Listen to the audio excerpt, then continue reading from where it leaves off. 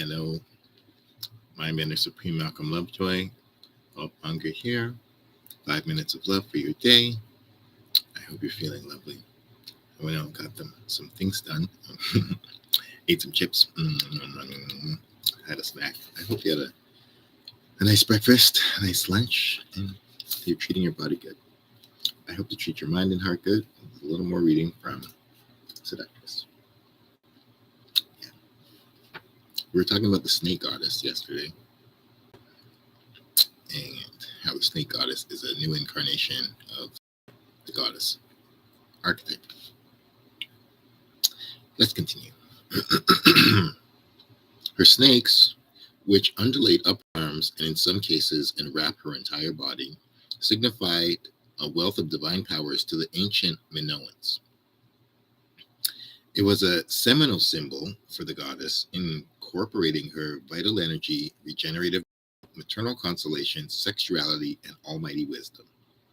At the deepest level, the serpent, coiled on itself with its tail in its mouth, connoted her wholeness, her primordial union of male and female, positive and negative, in the Uroboric great round. Her snakes, associated with since earliest times, also became tokened immortality, with their uncanny ability to shed their skins and renew themselves. Their lunar connections, too, made them emblems of ceaseless motion and activity. Sex. In one gold ring seal, the Cretan goddess whirls down a mountaintop, head inclined to a gigantic snake, her hair flying behind her. The snake goddess wasn't the Minoan's deity's only incarnation. Although the details of Cretan mythology remain murky, we can see the Cretan deity in frescoes, seals, and figurines in many guises. Goddess of the animals, mistress of the sea and fruits of the earth, lady of the wild places. Ooh, lady of the wild places. I like that name. Lady of the labyrinth, and queen of the mountain. But the glorification of the meaning of sex informs all her personas. It was also the heart and the soul of her worship services. This is what I come from. This is something I love to see these things in these books because this is imprinted on my soul, and it's just some deep DNA wisdom knowledge that I feel naturally, and it's just good to see it written somewhere. It's like, oh yeah, I understand, I get it, I feel it, I know that before I knew it. You know what I'm saying? I digress. The libido unbound, joy, action, gusto, and frank physicality was the hallmark of the Cretan culture and its religion. Sexual iconography pervaded the goddess and her cults. Celebrants adored the caves and mountaintops where the first rites took place with tributes to the deity's sex power, figurines of mating couples, amatory doves on her sacred pillars, and phallic stalagmites inscribed with her holy logo, the coital double axe. Its paired triangles with a shaft thrust through the middle could be an ideogram for copulation. As in the Stone Age, access to her presence was fraught with difficulty, fear, and breathless wonder.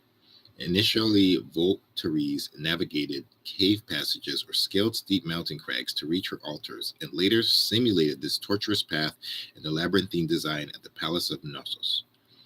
The route to the goddess's sanctorum, took them on a convoluted, thrill-inspiring trip through a maze of halls that wound in and out of light and darkness, around Piranesi-style staircases, down twisted corridors to the dim shrines of the goddess in the crypt.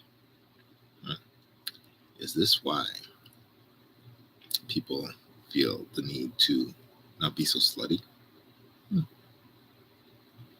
On the ceilings and walls, Minoans, like their ancestors, painted goddess images to elicit her presence in divine eros.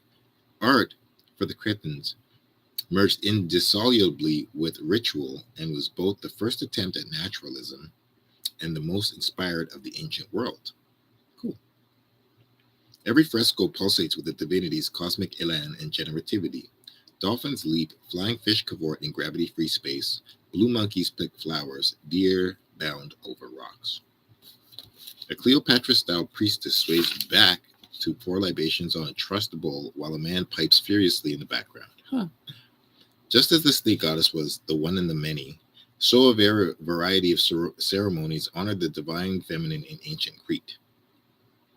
All through, although shared the identical goal, mystical fusion with the goddess and personal social transfiguration.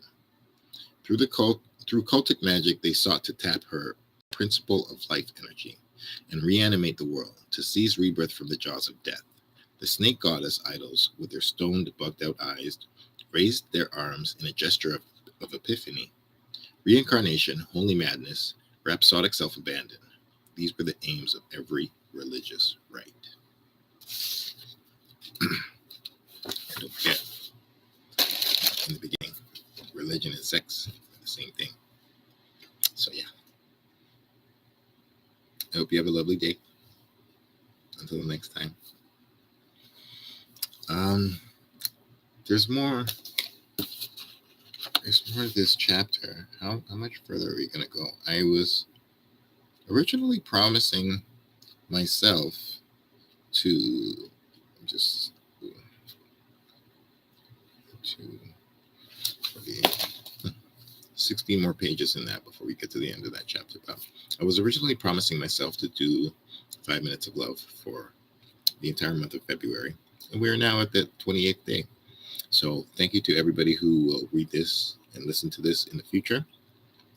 And thank you to everybody who heard it now. And I appreciate you. What will we do tomorrow? Another book? Possibly.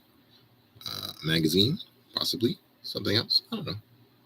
But the love will not stop. Just like all true love, it just changes. But it's not gone. Much love.